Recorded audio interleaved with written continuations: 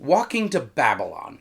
This is the first part of the Time Ring trilogy, and with that single half sentence, I'm sure there's a lot of questions people have.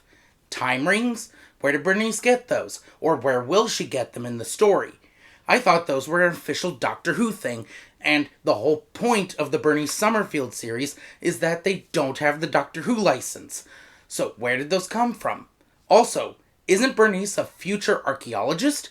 What's the point of time travel with her? Or how can she have time travel? We will answer all of those questions in a minute, but first, an introduction.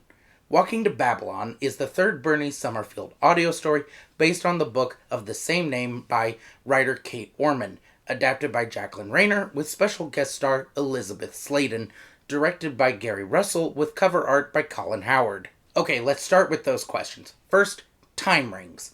At the start of the story, you find that they are Bernice and Jason's wedding rings. Okay, I guess they're not Gallifreyan time rings, except they do let you time travel. 1 minute, I need to check something. Okay, so it turns out that they are actually Gallifreyan time rings, or rather, they're a single Gallifreyan time ring. They're a single Gallifreyan time ring split in two by someone called Mulwich. I don't even know if I'm saying that right. And they were given to Bernice and Jason by the 7th Doctor, and that since they are split from one time ring, both wedding rings are needed in order to have time travel. Thank you, TARDIS Wiki. But the audio does nothing to explain this. It's just a given that they have time rings. Honestly, this whole thing feels closest to what happens later in the monthly range, where Romana appears, and you just have to take it as existing knowledge that Romana was 1, rescued from E-Space by the 7th Doctor, and 2, became the president of Gallifrey.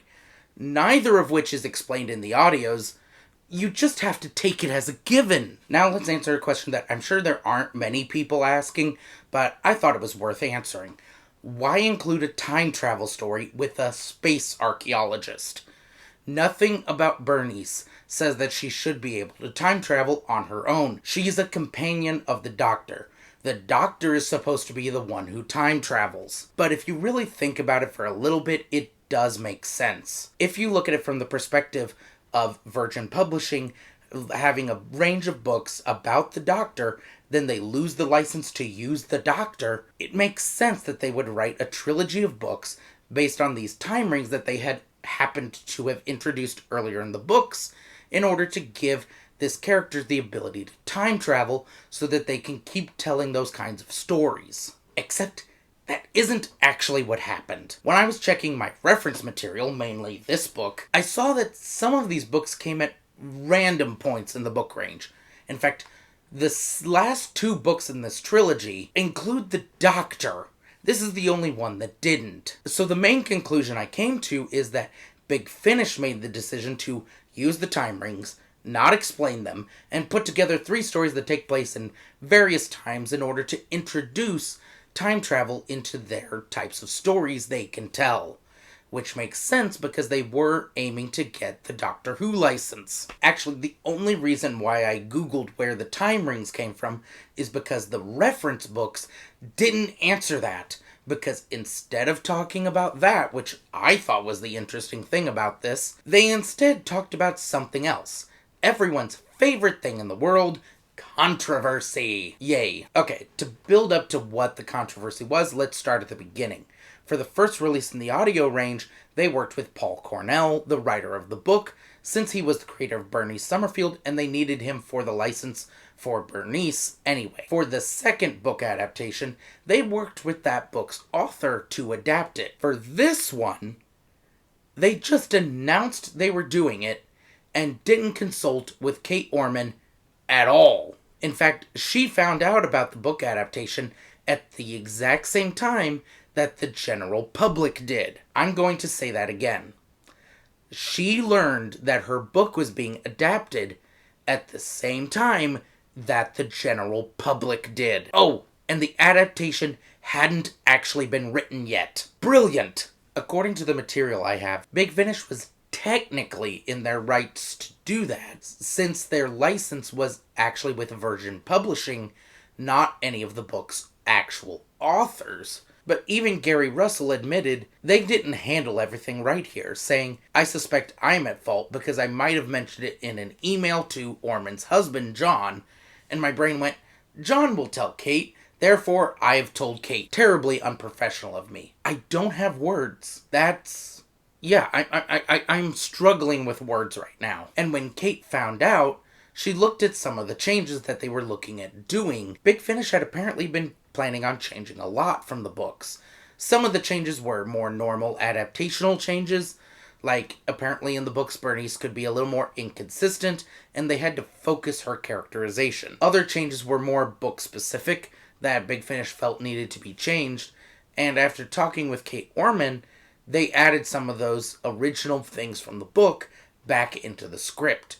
Mainly the concept of the species known as the people, which we'll talk about in the main review. It does, however, appear that things were appropriately patched up between Big Finish and Kate, because she did write some parts of short story collections about Bernice back at the time, and even to this day continues to work for them on occasion, writing books and audio novels for them. But I did want to take a moment to compare this fiasco with how they handle things now, with almost 30 years of experience. They announced the 13th Doctor's return just 6 days before they recorded the first 13th Doctor story. Of course, while I'm in the final editing of this video, I realized that I was paying so much attention to the numbers on these dates that I didn't realize that the months were different, and they actually recorded it a full month before they announced it. Which honestly makes a lot more sense, but oh my word, you can tell how sick I was that I completely missed that while scripting this. Good lord, I'm never doing another video while I am sick. This was... ugh. At least according to their own public records of the matter. I tried to verify something similar with the 9th Doctor because I'm almost certain they did the same thing, either recording it shortly after or shortly before the announcement. But the specific dates for the 9th Doctor recording dates are unknown. But I would not be shocked if it was identical to how they did the 13th Doctor. Now granted, that was with an actor rather than with a writer, but you would think they would be slightly more careful with both of them. Neither one should be more important than the other here. Now, a quick word about the cover. I love this design. The time ring being part of this, it's really nice. It's just a really good look, and using one of the main supporting characters in here, and you see the drone with the smiley face that ended up actually looking a lot like future Bernice companion Joseph, who was also a drone. Just a really nice cover. On to the actual review. We start with Jason leading a member of the species known as the People towards Bernice's room. And apparently Kate Orban had problems with most of that sentence. Apparently Jason wasn't in the original story. Big Finish added him for the sake of series cohesion, but the biggest objection she had was about the person with Jason.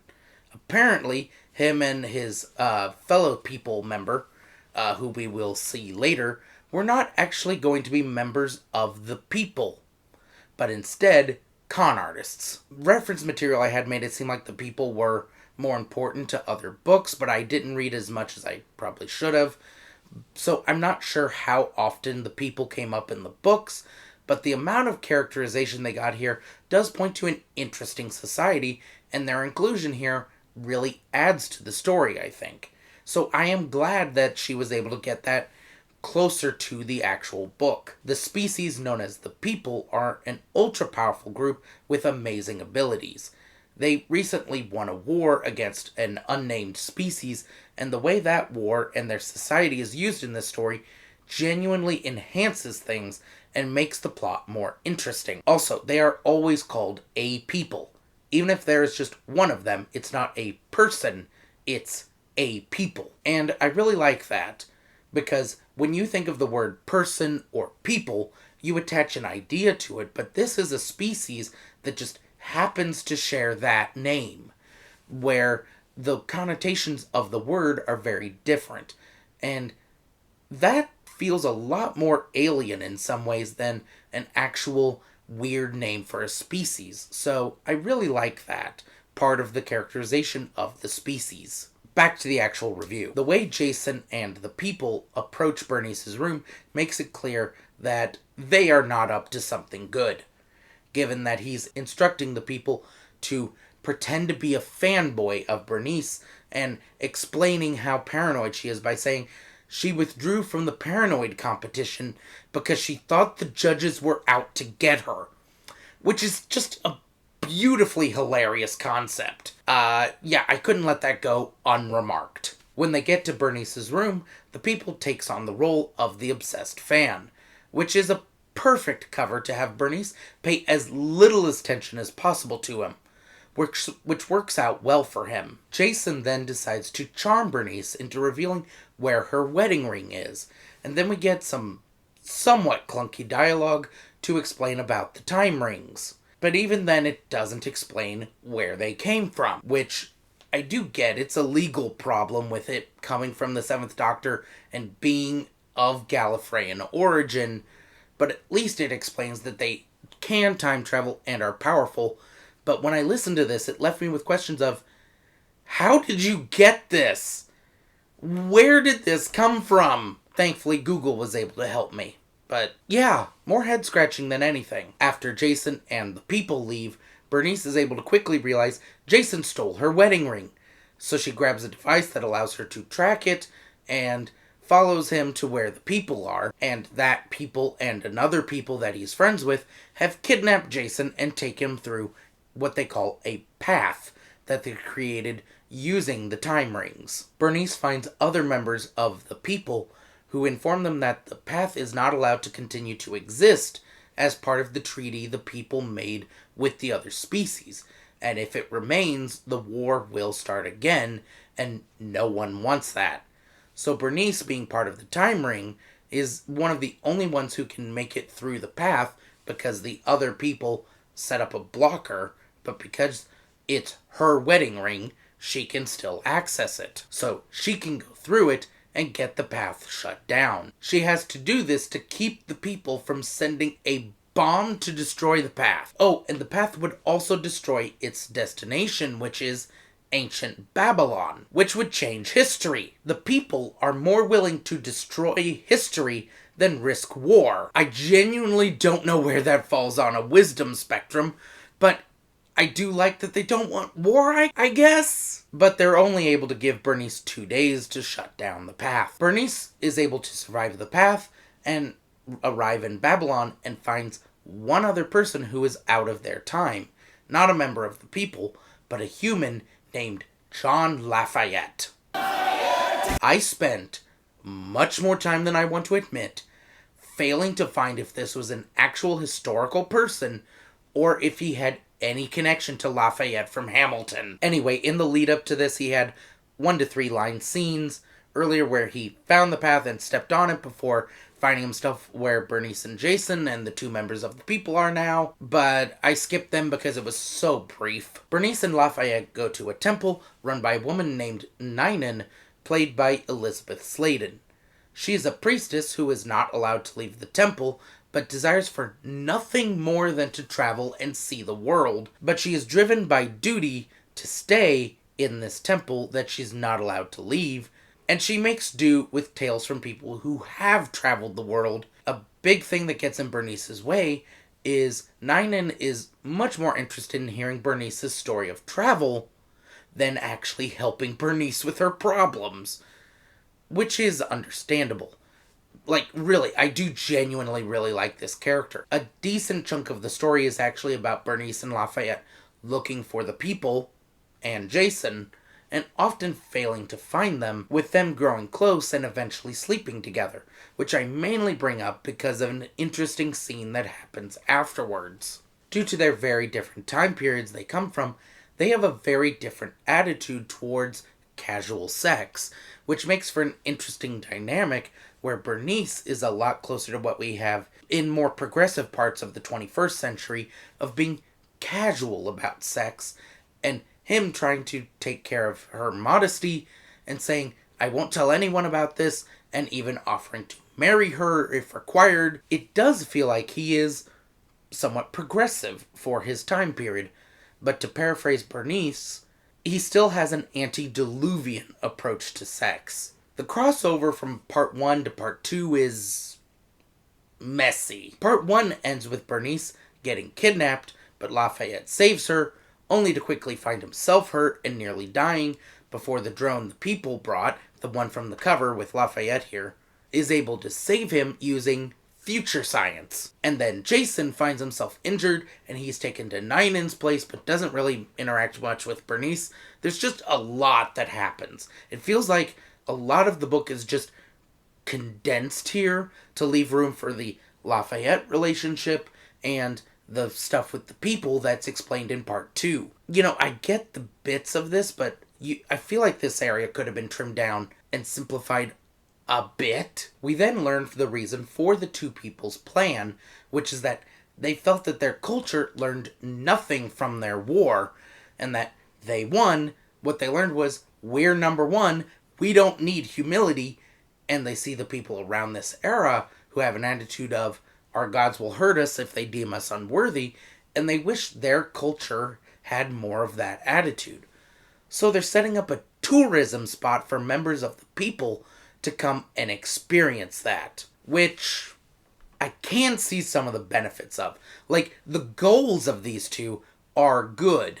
The colonialism is very bad. Like, sure, great attitude towards wanting your species to be humble and learn some more. The method they go about it is so horrendous. When Bernice learns of this, she questions what gives them the right to demand this from the people of Babylon. And in general, the two people have no idea what the concept is that she's even talking about, which sort of does prove their point of they need to learn some humility. But they're learning the lesson badly. They don't even have enough awareness to think that what Bernice says is going to happen, where their people are going to send a bomb. They have their drone run a simulation to see if their people would do that. And when it says yes, they would, they still don't believe it, because they're so believing in their absolutely insane plan. Now, I will say, this dynamic is excellent. It feels like a group that really wants what's best, but don't have the tools to even know how to go about getting it. But then Lafayette, who is time sensitive, happens to touch one of the people and accidentally kills him because he's been storing up time energy, and it all gets sent into that people, aging him to death. Bernice and Lafayette are then able to leave. This part of the plot just kind of happens. Anyway, after Jason wakes up, he tries to convince Ninen to leave her duties and the temple and go out and explore the world like she wants to. Bernice then sends Lafayette back through the path, hoping his time sensitivity would cause the path to collapse on its own. It doesn't, but Ninen has decided to leave the temple and joins her. They're also joined by the remaining people, who says, we just want to learn from you. If we wanted to take over, we would do it. And Ninen and Bernice ask, why didn't you ask permission? It never occurred to them. And he doesn't know how to respond. Ninen then offers an opportunity to the remaining people, an offer of being her protector as she goes out and explores the world, giving him a chance to learn the humility, even if just for himself. Bernice then works to get the time rings back from the drone and succeeds. She then realizes that amongst the plot, her tracking device for the rings was given to Lafayette, and he still has it. He had it with him when he went through the path. So she and Jason end up just leaping into the path as it shuts down, without a single second to spare, as the bomb is sent at the same time as the nature of these plots goes. And that's the point that the audio leaves off on. Overall, I really enjoyed this one. I was very surprised when I was researching to find that this audio was as messy behind the scenes as it was. I would never have guessed that. Bernice and Lafayette were really good here. I enjoyed their scenes and felt like they were authentically out of time with each other.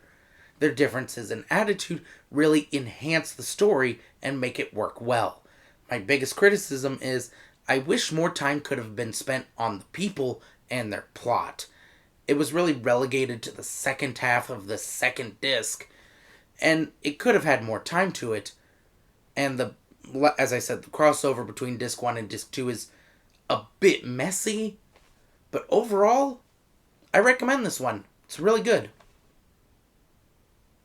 Time Ring Trilogy. And with that half a sentence, I have so many questions. Of course, now my printer decides to go. I have no idea if this microphone can pick that up. Let's just wait for those pages to print. And... oh my word. You know, this printer is fine normally. It's just it decides all of a sudden to go offline. Nothing I do can fix that. It's just offline. What? And then I have to completely turn it off, turn it on, reboot, or just try to delete the thing I'm printing from its print queue, and then all of a sudden, hey, I'm gonna print it! Thank you. That's...